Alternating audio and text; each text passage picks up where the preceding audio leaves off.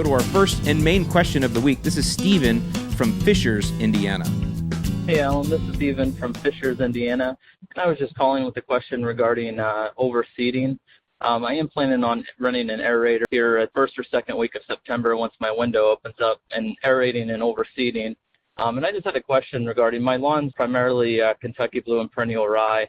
And I was wondering if it's worth spending the extra money to buy. All the Seed Superstore has a sunny mix that they recommend for my area. And I was wondering if I'd be able to really notice a difference with overseeding with their type of seed, as opposed to getting like a bag of Scott's seed for Kentucky Blue and that.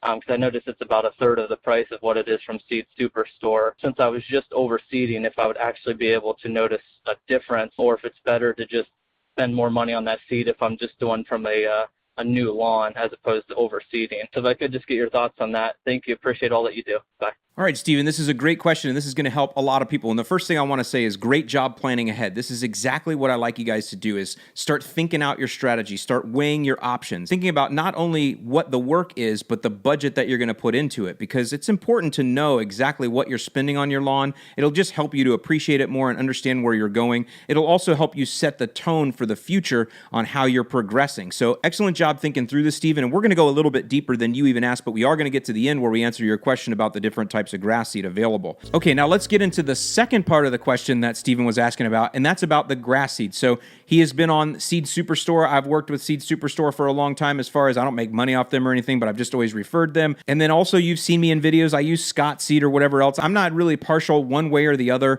but let me explain to you about different seed and where you get it and what it means. Let me give you kind of a generic way that I break it down. When it comes to buying grass seed, I have three classifications. The first being what I would call big box store seed. So that's your Scotts, your Pennington, stuff you can go get at Home Depot, Lowe's, Ace, that kind of stuff, right? Nothing wrong with that. Good quality. A company like Scott's or Pennington would not sell junk, especially grass seed. By the way, there's a reason that there's no lawn care nut grass seed. I plan to hopefully never put my name on grass seed. It's just one of those things I learned my lesson on a long time ago. There's too much homeowner involvement that has to take place for grass seed to succeed, and it's just one of those things that I just don't feel comfortable about being able to get out enough content about it to make sure that the majority of people succeed. So I let other people put their name on seed, and I'll just recommend theirs. You can say that however you want to look at it. But with that, though, the big box store works just fine because Pennington and Scotts don't want to tarnish their good name. Then at the top end of the market, you have what I call boutique seed suppliers, and that's what Seed Superstore is.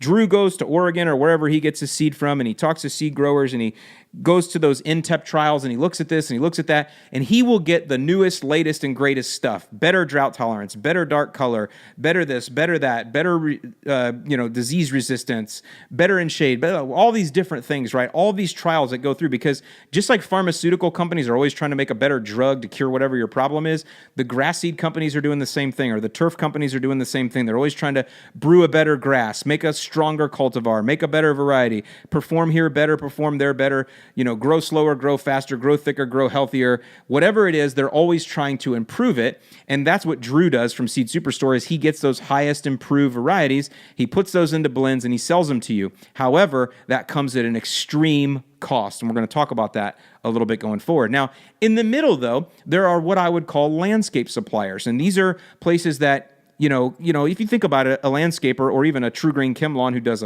thousands of overseeds every year out of every branch office that they do, they're not going and buying Scotts at Home Depot.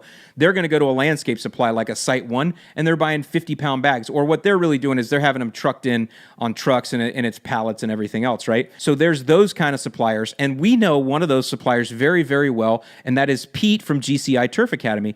Pete's got a turf-type tall fescue blend. I think it might have a little Kentucky Blue in it. I haven't looked at his blend specifically in a while, but I have seen all the great results that folks in our group have gotten, and I do highly recommend and highly endorse Pete from GCI Turf Academy.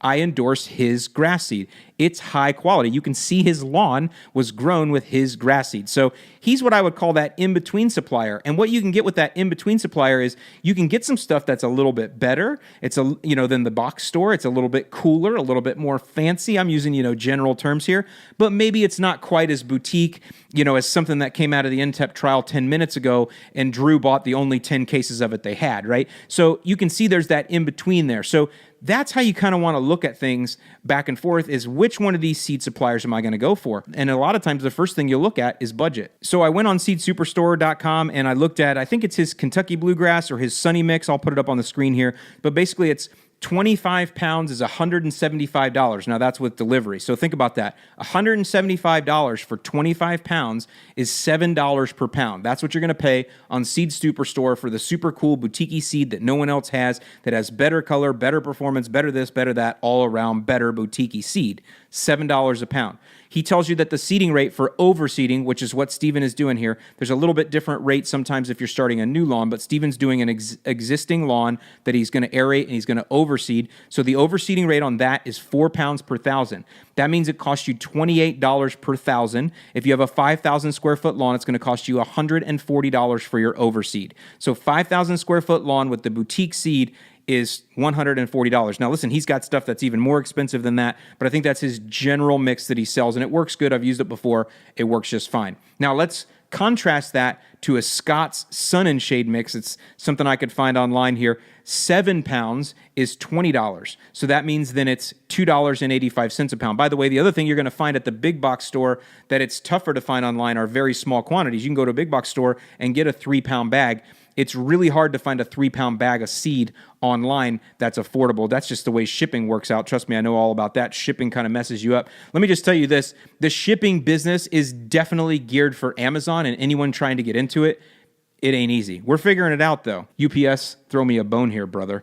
But either way, Scott's Sun and Shade, 7 pounds, $20. That's $2.85 a pound.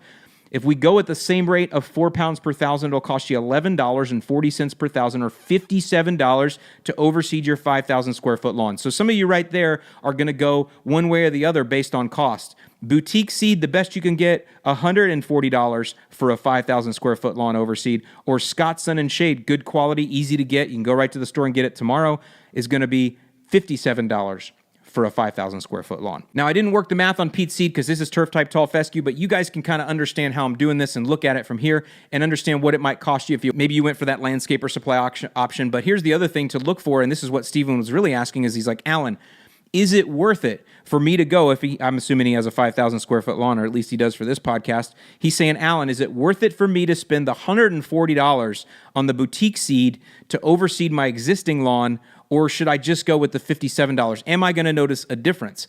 And here is my thought on that. Now, it's really going to depend on how old your lawn is. Fishers has a lot of new construction. I'm going to assume you're new at construction. So if you're new construction and your lawn was sodded or seeded within the last 10 years or so, you probably have some pretty decent cultivars. You probably have some newer stuff. This is in contrast to if your lawn is 100 years old and you have what I call an old school lawn. Either way, when you get that Scott seeds, you are going to be adding improved cultivars into your lawn. You will notice that, though, as you do it over time. You'll notice those improved cultivars improving your lawn if your lawn is old school and 100 years old versus if your lawn is newer and only 10 years old. But either way, anytime you're adding newer, fresher cultivars into your lawn, it's going to be helpful. Now, are you going to get a visual result? Probably not. And that goes whether it's the boutique seed or if it's the cheaper seed from Scott's. If you're overseeding an existing lawn, especially one that I'm assuming you've been working on here, it's sufficiently thick, it's not overall sparse and thin. If you add that grass seed to it, you're probably not going to notice much of a visual difference.